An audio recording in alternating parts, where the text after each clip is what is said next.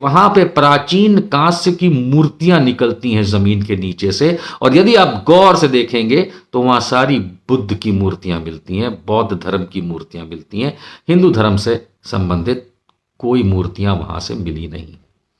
ना सिर्फ इतना, अगर आप इसके इतिहास पे ध्यान रखेंगे तो वल्लभी ज्ञान यानी वल्लभीपुर जो आज का है, वल्लभी ज्ञान का महत्वपूर्ण केंद्र हुआ करता था, और यहां कई बौद्ध मठ भी थे। यहां सातवीं सदी के मध्य में चीनी हुएन स्वांग जो आया था, जिसके बारे में मोदी जी भी बात करते हैं, वो आए थे, उन्होंने भी यही बातें कही। और विश्व में ना सिर्फ हुएन सांग ने, पर बाकियों ने भी वल्लभीपुर की कंपैरिजन जो तुलना की, वो बिहार में नालंदा के साथ की। और वहां जो अब पाकिस्तान में चला गया है तक्षशिला, उसके साथ की। और हम और आप ये भली भांति जानते हैं कि तक्षशिला और नालंदा बौद्ध थे। जी बिल्कुल, विश्वविद्यालय थे, यूनिवर्सिटीज थी, वो अपने आप में ज्ञान के बहुत बड़े केंद्र थे, लेकिन वो बौद्ध थे। उनका हिंदू धर्म से कोई संबंध नहीं था, या हिंदुओं से कोई संबंध नहीं था। नालंदा विश्वविद्यालय और तक्षशिला विश्वविद्यालय, ये बौद्ध धर्म से संबंधित हैं। ऐसे में सारी जानकारी समझते हुए भी, जैसे ज्ञानवापी, शाही ईदगाह वगैरह के लिए बातें की जाती है कि वहां पे जमीन के नीचे फला चीज मिली इसलिए ये ऐसा है, दीवाल में ऐसा मिला इसलिए ये ऐसा है, खंबे में ऐसा मिला इसलिए ये ऐसा है, तो क्या जानबूझ के नरेंद्र मोदी को जब ये रिपोर्ट आईआईटी गांधीनगर उनके 4 सहयोगियों ने, पुरातत्व विभाग ने जब सौंपी कि वहां चारों तरफ बौद्ध ही बौद्ध, बुद्ध ही बुद्ध का इतिहास मिल रहा है, वो भी जमीन के इतने नीचे और गुफाओं में, और हिंदू धर्म से संबंधित कुछ भी नहीं मिल रहा है, तो क्या जानबूझ के प्रधानमंत्री नरेंद्र मोदी और सोमनाथ मंदिर के ट्रस्टी ने इस रिपोर्ट को दबवा दिया?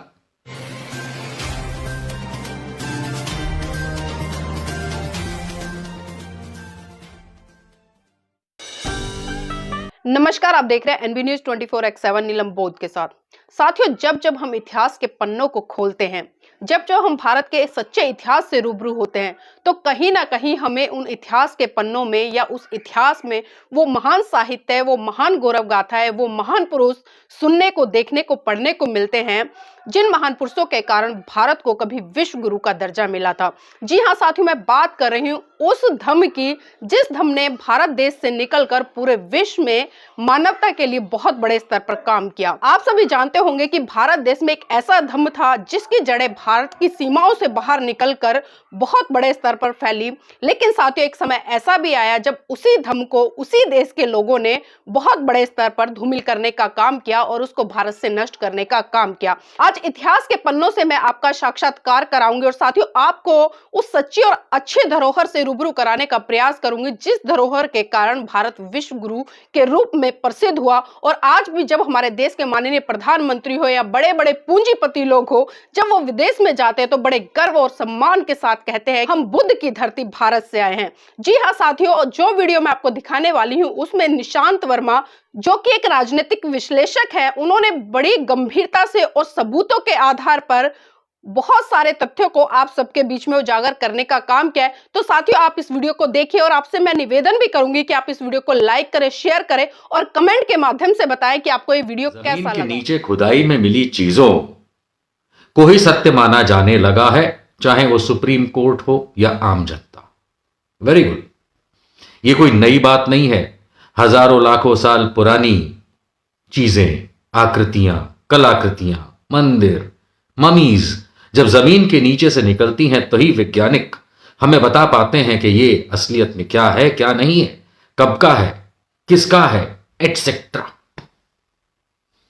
इससे पहले कि मैं आगे बढ़ूं, मैं 2-3 बातें साफ कर देता हूं। पहली चीज तो ये कि जो भी जानकारी इस वीडियो में, वो डिस्क्लेमर के साथ है कि जो भी कुछ भारत के times of India, Dainik Bhaskar इत्यादि न्यूज़पेपर्स में छपा है, उसी के माध्यम से दी जा रही है। कोई पर्सनल मनगढ़ंत बात नहीं है। दूसरी चीज, इससे पहले कि मैं आगे बढ़ूं और बताऊं कि कैसे सोमनाथ मंदिर को शायद हम हिंदुओं को, बौद्ध अनुयायियों को वापस करना पड़ सकता है, मैं ये जानकारी दूं कि यह बात कहां से शुरू हुई, मेरे दिमाग में क्यों आई, कहां से खोजबीन की और उसका मूल कारण क्या रहा। हाल में महाराष्ट्र के पुणे के एक बाहरी इलाके में संवाददाता सम्मेलन को संबोधित करते हुए श्री गोविंद देव गिरी महाराज, जो कि अयोध्या के राम मंदिर के कोषाध्यक्ष भी हैं, उन्होंने एक बात कही। उन्होंने शब्दाशय, मैं आपको बता रहा हूं क्या बात कही। उन्होंने कहा कि ये गोविंद देव गिरी महाराज का ये कथन है कि मेरी हाथ जोड़कर प्रार्थना है कि इन 3 मंदिरों अर्थात अयोध्या, ज्ञानवापी और मथुरा का कृष्ण जन्मभूमि को सौंप देना चाहिए, क्योंकि ये आक्रांताओं द्वारा हमारे ऊपर किए गए हमलों के सबसे बड़े निशान हैं। अगर वे, आगे वो कह रहे हैं, अगर वे अर्थात मुस्लिम पक्ष इस दर्द को शांति से ठीक कर सकें तो भाईचारा बढ़ाने में मदद मिलेगी। ये अभी हाल के ही दिनों में कहा गया एक वक्तव्य है, जिसको जब मैंने सुना तो कुछ हंसी और कुछ ज्यादा हंसी मुझे इसलिए आई क्योंकि हम सब जानते हैं कि किस तरीके से महाराज के पूर्वजों, यानी मेरे भी पूर्वजों ने अन्य धर्म के मंदिरों, स्थलों को जबरदस्ती कब्जा किया। तो जब मुसलमानों से आप ये मांगने को तैयार हैं, या आप विनती भी कर रहे हैं, या अन्यथा भी कई तरीकों से करने की कोशिश जो अयोध्या में तो देखी ही गई थी, फैजाबाद था, तो हमने जब रिसर्च की तो हमें कुछ चौंकाने वाली चीजें मिली हैं। और वो चौंकाने वाली चीजें, बातें कोई मुझे खुदाई में नहीं मिली हैं, वो सिर्फ और सिर्फ अखबारों की कटिंग्स में मिली हैं, और वो भी ऐसी जो किसी के लेख नहीं है, लेकिन आधिकारिक सरकारी जानकारियां हैं, तो वो भी मोदी सरकार की। और इस आधार पे मैं आपको बता दूं कि सोमनाथ मंदिर, जी, गुजरात में विश्व प्रख्यात प्रसिद्ध सोमनाथ मंदिर, अगर बाकी की आगे की जानकारी मिल पाए, क्योंकि नरेंद्र मोदी जी ने बीच रास्ते में आगे की जानकारी रोक दी है, अगर मिल पाए या ढूंढी जाए या जाके सर्वे किया जाए, तो मेरा मानना यह है कि शायद सोमनाथ मंदिर को, बौद्ध अनुयायियों को हमें वापस करना पड़े, देना नहीं पड़े, वापस करना पड़े। इसकी शुरुआत होती है कुछ वर्ष पहले, 3-4 साल पहले की बात है। जो भी जानकारी मैं दे रहा हूं आधिकारिक है, न्यूज़पेपर में है, और न्यूज़पेपर में सरकारी आधिकारिक जानकारी है, किसी का मंतव्य या ओपिनियन नहीं है। चलिए बताता हूं। और इसके बाद मेरे ख्याल से यही गिरी महाराज और दूसरे जितने भी हिंदू स्वयं को ठेकेदार बताने वाले लोग हैं, ये उन हर हिंदू मंदिरों को, बौद्ध अनुयायियों को, जैन अनुयायियों को, इस्लाम के अनुयायियों को वापस करना शुरू कर देंगे, जिस पे जबरदस्ती कब्जा हमारे समाज, हिंदू समाज ने किया हुआ है। चलिए, मैं आज 12 ज्योतिर्लिंगों में से एक सोमनाथ मंदिर की आपको बात बताता हूं।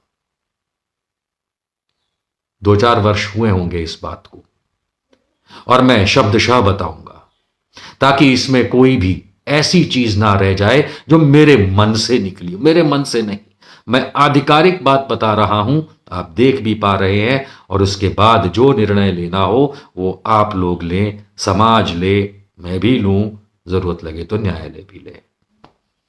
12 ज्योतिर्लिंगों में से एक सोमनाथ मंदिर के नीचे भी 3 मंजिला इमारत होने का पता चला है। ये जो भव्य मंदिर आप देख पा रहे हैं, इसके नीचे, जमीन के नीचे 3 मंजिला, 3 फ्लोर्स, 3 स्टोरी बिल्डिंग मिली है। और ये किसने पता किया? IIT Gandhinagar, Indian institute of technology Gandhinagar और 4 सहयोगी संस्थाओं के आर्कियोलॉजिकल एक्सपर्ट ने यह पता लगाया है। अब ये आईआईटी कोई हमारे घर की तो संस्था है नहीं, और ये तो भारत सरकार की ही संस्था है, और इसमें और इनके साथ के 4 सहयोगी आर्कियोलॉजिकल संस्थाओं ने मिलकर के यह पता लगाया है कि सोमनाथ मंदिर की जब यह जांच करनी थी तब प्रधानमंत्री, अब ध्यान से समझिएगा ये जांच के आदेश किसने दिए। सोमनाथ मंदिर के नीचे तह में, जमीन के नीचे क्या है, इसकी जांच के आदेश प्रधानमंत्री और सोमनाथ मंदिर के ट्रस्टी नरेंद्र मोदी के आदेश पर की गई थी जांच। ऐसा भी नहीं है कि कोई नेहरू जी ने की थी, नरेंद्र मोदी के प्रधानमंत्री रहते, और क्योंकि वो सोमनाथ मंदिर के ट्रस्टी भी हैं, उन्होंने ये आदेश दिए। करीब 1 साल पहले, यानी कि इस रिपोर्ट के 1 साल पहले, और ये रिपोर्ट 3 साल पहले ये जो दैनिक भास्कर में छपी आप देख रहे हैं, ये करीब 3-3.5 साल पहले छपी थी। यानी आज से करीब 4 साल पहले टोटल मोदी ने दिल्ली में हुई एक मीटिंग में आर्कियोलॉजी विभाग, यानी आर्कियोलॉजिकल सर्वे ऑफ इंडिया को यह जांच करने का आदेश दिया था। किसने दिया था? क्या मिला नीचे? तो आईआईटी गांधीनगर और बाकी 4 सहयोगी संस्थाओं द्वारा किए गए आर्कियोलॉजिकल सर्वे में मंदिर के नीचे एल शेप की इमारत मिली। एल शेप की इमारत, अंग्रेजी का कैपिटल लेटर एल शेप की इमारत नीचे है। पुरातत्व विभाग की 1 साल की जांच के बाद 32 पेजों की एक रिपोर्ट तैयार कर सोमनाथ ट्रस्ट को सौंप दी गई। रिपोर्ट में बताया गया कि मंदिर यानी सोमनाथ मंदिर के नीचे एल शेप की एक इमारत है। यह भी पता लगा कि यह सोमनाथ मंदिर के दिग्विजय द्वार से कुछ ही दूरी पर ही स्थित सरदार वल्लभ भाई पटेल के स्टैच्यू के आसपास कई बौद्ध गुफाएं भी हैं। तो ना सिर्फ सोमनाथ मंदिर के नीचे 3 स्टोरी यानी 3 फ्लोर्स वाली एक बिल्डिंग है, इमारत है जो एल शेप में है, पर बिल्कुल नजदीक में उस सोमनाथ मंदिर का जो द्वार कहलाता है, यानी कि दिग्विजय द्वार जो कहलाता है, उसके बिल्कुल नजदीक में सरदार वल्लभ भाई पटेल की स्टैच्यू यानी कि मूर्ति है, और उसके आसपास कई सारी बौद्ध गुफाएं हैं। यह इस रिपोर्ट में बताया गया। अब बढ़ते आगे। साइंटिफिक तरीके से रिपोर्ट तैयार की गई। ऐसा नहीं है कि लोगों से पूछ के रिपोर्ट तैयार की गई है, जैसे ज्ञानवापी और बाकी जगहों पे आपको ये सुनने को मिलता है कि बड़ा साइंटिफिक तौर पे, तो ये साइंटिफिक तौर पे वैज्ञानिक तर्ज पे ही इस पूरी रिपोर्ट को बनाने से पहले रिसर्च की गई। एक्सपर्ट्स ने करीब 5 करोड़ रुपए की, आज से 4 साल पहले की बात हो रही, 4 या 5 साल पहले एक्सपर्ट्स ने करीब 5 करोड़ की आधुनिक मशीनों से मंदिर के नीचे जांच की थी। सोमनाथ मंदिर के नीचे, जमीन के नीचे, अब ध्यान से सुनिए, जमीन के नीचे, मंदिर के जमीन के नीचे करीब 12 मीटर तक जीपीआर इन्वेस्टिगेशन करने पर पता चला कि नीचे भी एक पक्की इमारत है और प्रवेश द्वार भी है उसका।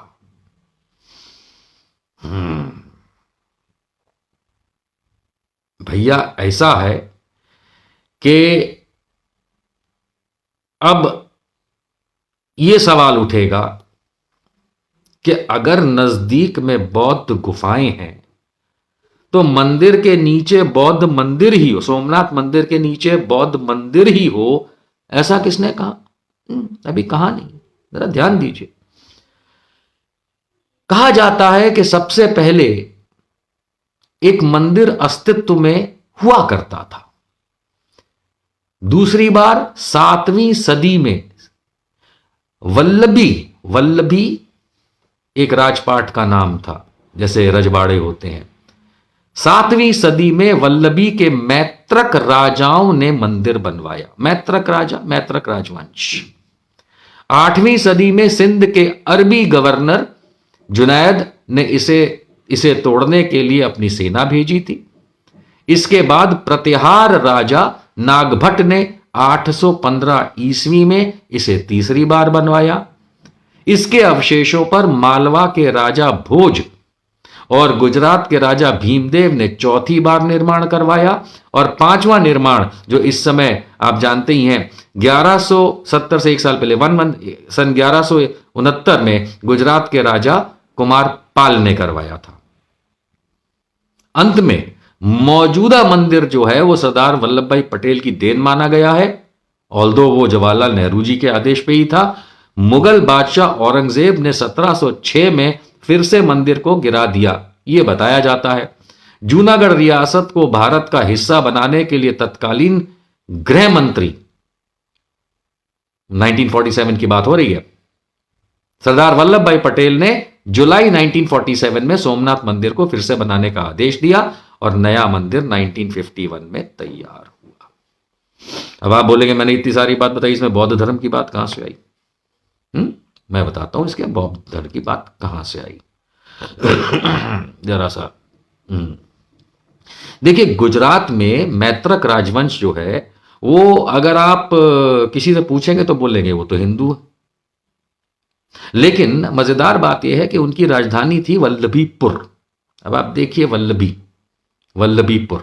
वल्लभीपुर की जो खासियत है वो ये है कि वहां पे प्राचीन कांस्य की मूर्तियां निकलती हैं जमीन के नीचे से, और यदि आप गौर से देखेंगे तो वहां सारी बुद्ध की मूर्तियां मिलती हैं, बौद्ध धर्म की मूर्तियां मिलती हैं। हिंदू धर्म से संबंधित कोई मूर्तियां वहां से मिली नहीं। ना सिर्फ इतना, अगर आप इसके इतिहास पे ध्यान रखेंगे तो वल्लभी ज्ञान यानी वल्लभीपुर जो आज का है, वल्लभी ज्ञान का महत्वपूर्ण केंद्र हुआ करता था, और यहां कई बौद्ध मठ भी थे।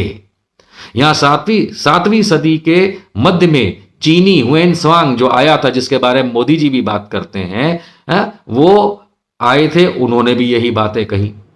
और विश्व में ना सिर्फ हुएन सांग ने पर बाकियों ने भी वल्लभीपुर की कंपैरिजन जो तुलना की, वो बिहार में नालंदा के साथ की, और वहां जो अब पाकिस्तान में चला गया है तक्षशिला उसके साथ की। और हम और आप ये भली भांति जानते हैं कि तक्षशिला और नालंदा बौद्ध थे। जी बिल्कुल, विश्वविद्यालय थे, यूनिवर्सिटीज थी, वो अपने आप में ज्ञान के बहुत बड़े केंद्र थे, लेकिन वो बौद्ध थे। उनका हिंदू धर्म से कोई संबंध नहीं था या हिंदुओं से कोई संबंध नहीं था। नालंदा विश्वविद्यालय और तक्षशिला विश्वविद्यालय ये बौद्ध धर्म से संबंधित हैं। ऐसे में सारी जानकारी समझते हुए भी, जैसे ज्ञानवापी, शाही ईदगाह वगैरह के लिए बातें की जाती है कि वहां पे जमीन के नीचे फला चीज मिली इसलिए ये ऐसा है, दीवाल में ऐसा मिला इसलिए ये ऐसा है, खंबे में ऐसा मिला इसलिए ये ऐसा है, तो क्या जानबूझ के नरेंद्र मोदी को जब ये रिपोर्ट आईआईटी गांधीनगर उनके 4 सहयोगियों ने, पुरातत्व विभाग ने जब सौंपी कि वहां चारों तरफ बौद्ध ही बौद्ध, बुद्ध ही बुद्ध का इतिहास मिल रहा है, वो भी जमीन के इतने नीचे और गुफाओं में, और हिंदू धर्म से संबंधित कुछ भी नहीं मिल रहा है, तो क्या जानबूझ के प्रधानमंत्री नरेंद्र मोदी और सोमनाथ मंदिर के ट्रस्टी ने इस रिपोर्ट को दबवा दिया? क्या जानबूझ के आगे की कार्यवाही और सत्य को उजागर करने की कार्यवाही को रोक दिया? क्या जानबूझ के भारतीय जनता पार्टी और नरेंद्र मोदी ने बौद्ध अनुयायियों के साथ गलत किया? क्या जिस तरीके से आज हिंदू समाज के कुछ लोग मस्जिदों को लेकर के कहते हैं कि हमें सौंप दो क्योंकि खंबे में कमल मिला है, हमें सौंप दो क्योंकि फला हुआ है, क्या बौद्ध अनुयायियों को, क्या बौद्ध धर्म के लोगों को हम हिंदुओं का ये जबरदस्ती कब्जा किया हुआ सोमनाथ का मंदिर वापस नहीं कर देना चाहिए। हां, वो भी तब जब बाकी नीचे जो 3 माले का स्ट्रक्चर मिला है, 3 फ्लोर्स की बिल्डिंग इमारत मिली है, जो मैं दावे से कहता हूं कि अगर पूरी तहकीकात की जाए, जितनी मोदी जी ने कराई उससे आगे, तो वो बौद्ध धर्म की ही निकलेगी। अब इसके जो कारण बनते हैं वो मैं आपको पहले ही दिखा चुका हूं। क्या करना चाहिए हमें? हमें क्या करना चाहिए? हमें वही करना चाहिए जो ये कुछ हिंदू बने हुए ठेकेदार कह रहे हैं मुसलमानों से कि खंबे में कमल तो लाओ, हमें वापस करो मस्जिद। और हम कहते हैं कि सोमनाथ मंदिर, जो कि 100% उसके नीचे इमारत जो है वो बौद्ध धर्म से संबंधित मिलेगी, अगर बाकी की जानकारी भी पुरातत्व सर्वे से, IIT गांधीनगर से करवाई जाए। मेरे ख्याल से हमें सोमनाथ मंदिर सौंप देना चाहिए वापस बौद्धों को। नेक्स्ट वीडियो का इंतजार कीजिएगा।